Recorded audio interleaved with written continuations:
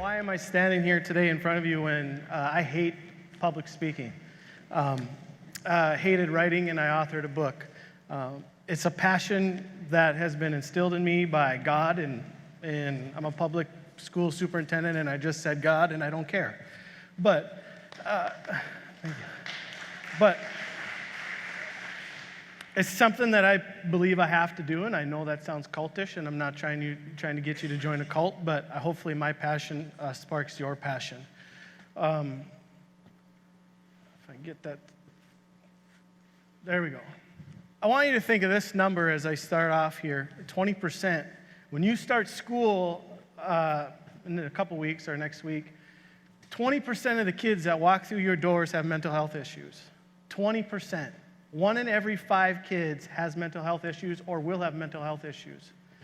And the staggering part of that is 1 in every 5 teachers and adults that walk through your building next week, they have mental health issues. We have an absolute mental health crisis on our hands, and we are tasked at schools with having kids achieve at high levels and having teachers teach at high levels, and we have a mental health crisis that looms over top of us. And I have a solution, and it costs $0, and we'll get to it. But I also want you to think of this number, 11%. 11% of businesses throughout the world, or throughout the United States, believe that the kids that we are producing are ready for the workforce. That means 89% of our businesses are saying the kids that we are producing, or the kids that we are graduating from high school, the kids that are coming out of college with degrees and entering the workforce are not ready for the workforce. We have a crisis on our hands with that as well. So what if I told you we could fix the mental health crisis and we can fix the labor crisis with one thing, and it doesn't involve that? Standardized tests. And I don't understand why we even use the word standard, and I know that's a bold statement in education, but why would we embrace standard and normal when we want everybody to be abnormal and not standard? The light bulb being invented, they were all unstandard people, but yet we standardize everything in our schools. And so I challenge you as we go throughout this this is not standard for me to speak in front of you either, but we embrace standard. The answer, you've heard it today, the answer to not only our problems in schools, but our problems throughout the world, you've heard it a number of times today, and that is connection. Connection. Everybody in this world craves connection. I crave it, our students crave it, right? Rather than arming teachers with guns, let's arm kids with hope, right? I mean, let's take every kid that comes through your building and connect them to someone or something. And I guarantee you, violence in the United States will go down. And I'll get to that a little bit later. But we crave connection. But yet we live in an educational world, and this is a bold statement, that thrives on data. And I understand data to a point makes sense. But data really doesn't tell us anything about character, right? And our kids are going to thrive when we focus on heart, compassion, creativity, and dependability. But yet we live in a traditional educational world that continues to want to see outputs of numbers. We are so fixated in this world on numbers. I challenge you, when you start school next week, don't worry so much about a score or a grade, but worry about connecting with every single kid that comes through your buildings. Every single kid, connecting them to their passion or to someone or both. Right? If we lived in a world where we didn't take curriculum and throw it out there and see where it sticks, rather we took a kid, found their passion, wrapped the curriculum around their passion, right, and engaged the learning process that way, doesn't that make more sense? Won't that close the achievement gap? Won't that fix, thank you. I've never got a clap before. But won't that start fixing the mental health crisis? I completely understand that we're not going to completely fix mental health. But if a kid comes into your door feeling connected, they're less likely to knock somebody down in an act of violence. No doubt about it. So data.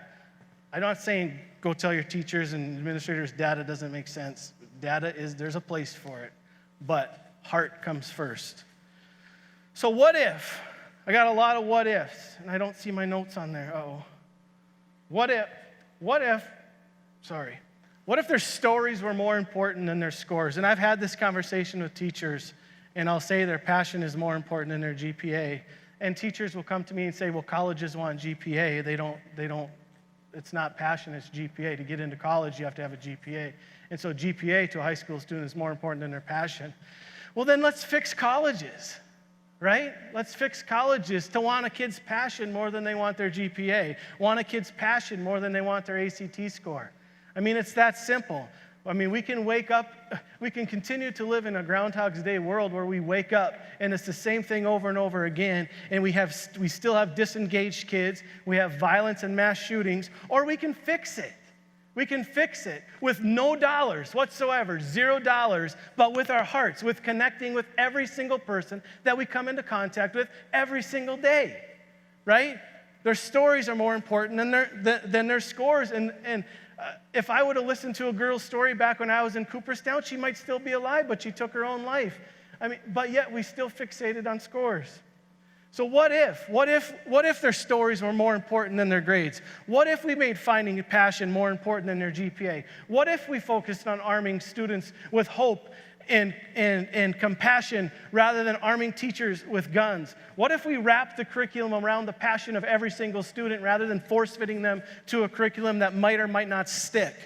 What if we created a path to graduation that is completely based on competencies and personalized learning? Right now, we say we personalize learning in every single one of our schools, but guess what? When they graduate, they all have to fit into the same box of graduation. They all had to have taken the same number of credits, the same classes. That's not personalizing learning, right? What if we created a system in North Dakota, which I'm happy to say we are, and if any of you are ever interested and want to be part of that group, some of you are part of it already, we are creating that path to graduation where it's personalized and competency-based. And when we talk about United States being better than anybody and North Dakota being better than anybody in education, well, it is, because there's not one state in the whole United States that's ever created a path to graduation, a diploma that's completely competency-based. And I'm going to tell you right here on the stage, even though it's not done, North Dakota will be the first state in the nation to create a competency-based path to graduation, which allows a kid to go out and do an internship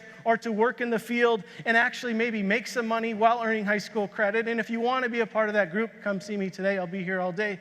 And it's a fabulous group of individuals that are highly motivated to make change. And so what if we just simply focused on connection rather than conformity?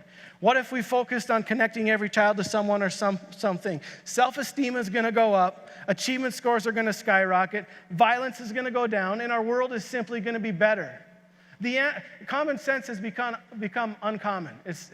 The answer to our problems, almost every single problem, is connection. What if? What if? And now, what if we don't? What if we don't? Do we want to be stuck in this world of Groundhog's Day where we wake up and we see on the news a mass shooting here, or we see on the news that we continue to thrive in a world that is fixated on scores and data and numbers? Or do we just get up and we change it? We talk about it all the time. I'm not living in the world of Groundhog's Day. I could not stand that movie, by the way. I can't, and that's just my mentality. I've got ADD or something. But the problem is we cannot continue just to say things. We've got to do things. We've got to make everyone feel like a someone when they come into our classrooms. And you have that challenge ahead of you as you start your classes next week. It's simple, simple. Are we okay with disengagement in our schools? Are we okay with producing students that are not ready for the workforce? Are we okay with increased violence? I challenge you guys. I didn't hear somebody's story one of my first days when I was on the job as a principal, and she's not here. But I'm living my life probably through her, and my passion for making sure every child's passion is realized is real. And I hope that my passion instills a passion in you to do the same. I'm not saying don't put weight in test scores. I'm saying just put that weight down here and put heart up here. And I guarantee you, if you put all of your weight up here, this comes here. It's that simple. Thanks for having me. I'm keeping us on track by ending 4 minutes early, so thank you.